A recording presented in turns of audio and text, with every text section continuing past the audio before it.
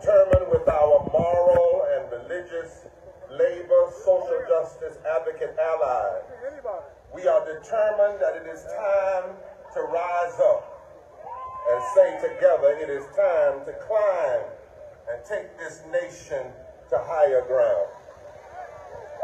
And we stand in a long tradition, brothers and sisters. We gather here today 70 years after the U.S. Supreme Court declared that segregating children by race had no place in public education. It was not so much that 9 men, white men in black robes woke up, but it was that millions of Americans, white and black, rose up. And our nation's conscience cried that it was beneath the promise of the Constitution to inflict the stigma of race, that it was beneath the call of the scriptures that declares, out of one blood God has made all people. And so responding to that cry, the court ruled that school segregation was too low down for the high ideals that we needed to rise to higher ground. We are assembled here today 59 years after Martin Luther King Jr. said, the greatest fear of the greedy oligarch in this country was for the masses of black people and white people to form a voting bloc that could fundamentally shift the economic architecture of this country. And 56 years after Dr. Martin King was murdered by a spirit so poisonous that it would kill presidents, preachers, and possibility. But less than 3 months after his assassination, welfare rights women who had called for the Poor People's Campaign joined Coretta Scott King, and Coretta Scott King said to the nation that violence was far more pervasive than the murder of her husband. She said 56 years ago to a crowd gathered just like this, she said, I must remind you that starving a child is violent. Neglecting school children is violent. Punishing a mother and her family is violent. Discrimination against working people is violent. Ghetto housing is violence. Ignoring medical need is violence. And contempt for poverty is violence. And an apathetic attitude that refuses to deal with it is also violence. Ms. King joined poor people to call the nation to nonviolent moral public policy because anything less was too low down, and we needed to rise to higher ground. We agree today when we come here with Amanda Gorman, our nation's first youth poet laureate, when she wrote, we've begun to task of building a tower together, a tower not stacked with steel and stone, but heart and home. In my spirit, for the last few months, I've been singing a song, I'm pressing on the upward way. New heights I'm gaining every day. Still praying as I'm onward bound. Lord, plant my feet on higher ground. We come here today in a moment when too often meanness is the measure of public policy. And it is a way that is far too low down and beneath the vision of one nation under God. 135 million people, 140 million people struggling to survive with poverty and low wealth in the wealthiest nation in the history of the country is too low down for us to be satisfied. 800 people dying a day needlessly from poverty, 295,000 a year is too low down for us to be satisfied. A place where one study said that 350,000 people of the over 1 million people that died during COVID so far didn't die because of the virus, they died because of the lack of health care. That is too low down for us to be satisfied.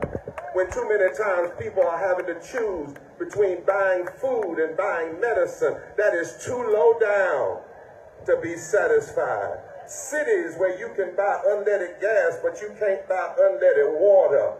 That's too low down to be satisfied. A Supreme Court that says you can send somebody to jail for not having a home. You can send them to jail for sleeping. But then they turn around and say those with money can have unprecedented power in our election. That is too low down for a nation.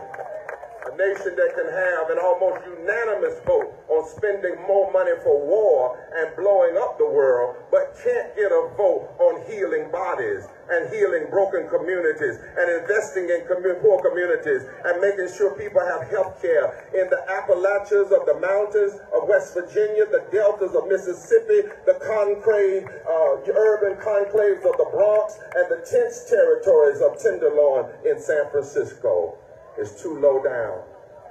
And in this time, poor people, low-wage workers, religious leaders, and moral advocates, we join our voices today, hear us, America, to declare and commit that with protest and agitation in the street and litigation in the court and legislation in the suite and our massive swing vote in the ballot box, we will take this nation to higher ground.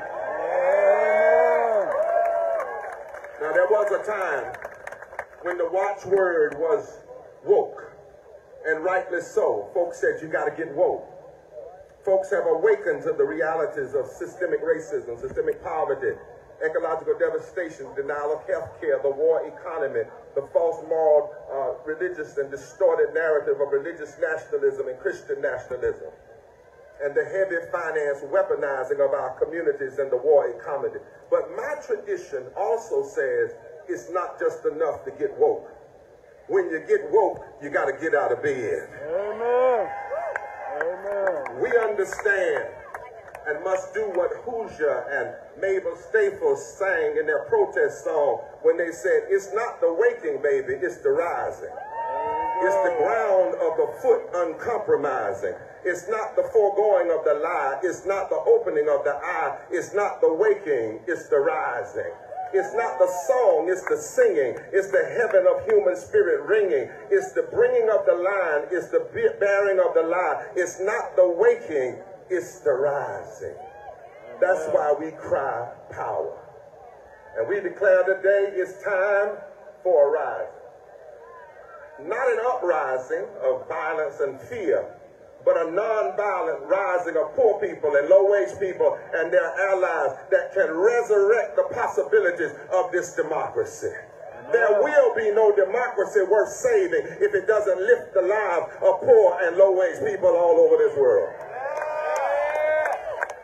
This is not a moment. Say your neighbor, it's not a moment. This is a movement. It's a movement that must rise until we lift this land from the nation, from the bottom, so that everybody rises. And we know that it is time out for being easily defeated and easily turned off. It's time out for listening to the talking heads rather than mobilizing the massive turnout of our swing vote of over 87 million poor and low-wealth people in this country. It's time out for foolishness. We can't get stuck arguing about which candidate performs better on TV. Oh, no. We can't get stuck on which candidate can give the best insults. Oh, no. We can't get stuck on what color a candidate's hair is. Oh, no.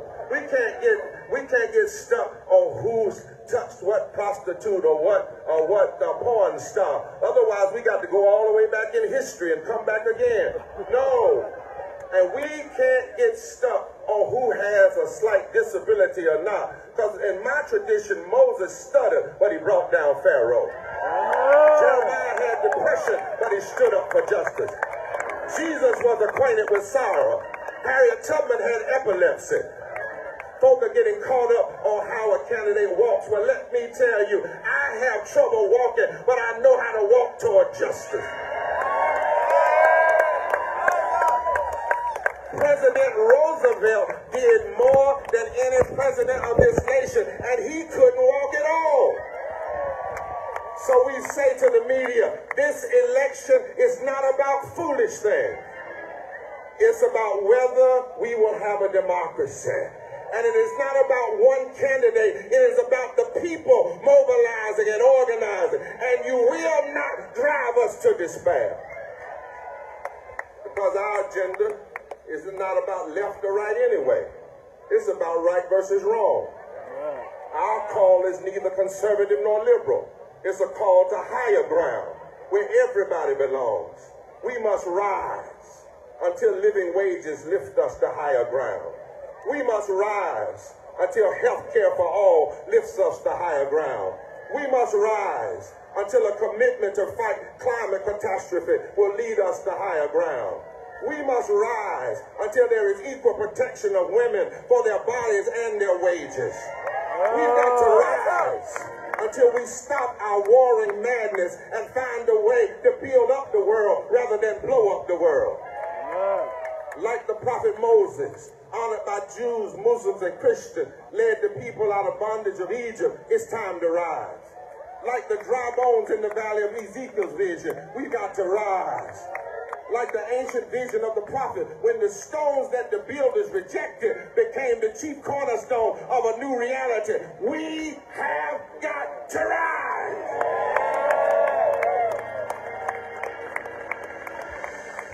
Like Rosa Parks rose, like a young Muslim cleric Malcolm rose when he embraced the universal vision of human rights. We've got to rise like Sister Dorothy Day rose when she declared a revolution of the heart. We have to rise like Mother Ella Baker rose when she said, give light to the people and they will find their way. We have to rise like our Latino brother Cesar Chavez rose and say, we're not going to work anymore until you pay us what we deserve. In every generation, there comes a time that everyday people have to rise and take the nation higher. Poor people make up 30% of the electorate now. 40% in every so-called swing state, battleground state. Poor people and low-wage workers are the largest swing vote in the country. Every state where the margin of victory was within 3%, poor and low-wage voters make up over 43% of the electorate. 1/3 of all poor and low-wage people live in the South. 60% of Republicans in Mississippi now want health care, even though the government blocks it. Because the pandemic has taught us that if you get sick, the disease doesn't kill a Democrat or a Republican, it just kills you dead. These elections are about policy. Say policy. Policy is like, if you don't have a living wage and you can't pay your light bill, we're all black in the dark. Right. If you can't hardly afford food, your children's stomach don't growl South, they don't growl North, they don't growl Republican, they don't growl black, they don't growl white, they don't growl Asian, they growl hurt. Did you know in Michigan, Wisconsin, Pennsylvania, and Georgia, the total vote that determined the election for president in those states in North Carolina was 178,000. But in those same states, over 6 million poor and low-wage voters did not vote. And the number one reason they did not vote is they said nobody talked to them. Well, there comes a time when people don't talk to you, you got to make them talk to you. And that's why today we've decided to raise up thousands of activists across this country to touch 15 million poor and low-wage voters across this country that are infrequent voters. Today, we will be delivering a statement to every network to say, we don't care what kind of debate you have. If you don't have a debate that asks candidates where they stand on living wages and labor and health care, that's the failure. And the rest of our 17-point agenda. And we're going to deliver to every convention, Republican, Democrat, whatever it is, and say that if you want these votes, then you have to talk to us. Not about what you've done, but what you're going to do in the days to come, because our votes must rise. And so finally, my brothers and sisters, this is why we are Fusion Movement. Look around. This is why we are black, rising. We are white, rising. We are native, rising. We are Asian, rising. We are Latino, rising. We are gay, rising. We are straight, rising. We are trans, rising. We are people of faith, rising. We are people who believe in the moral law of the universe, and we are rising because what we have in common is that we've got power to take this nation to higher ground. We are rising for a better tomorrow, and it's our time. We are rising to shift the course of tomorrow.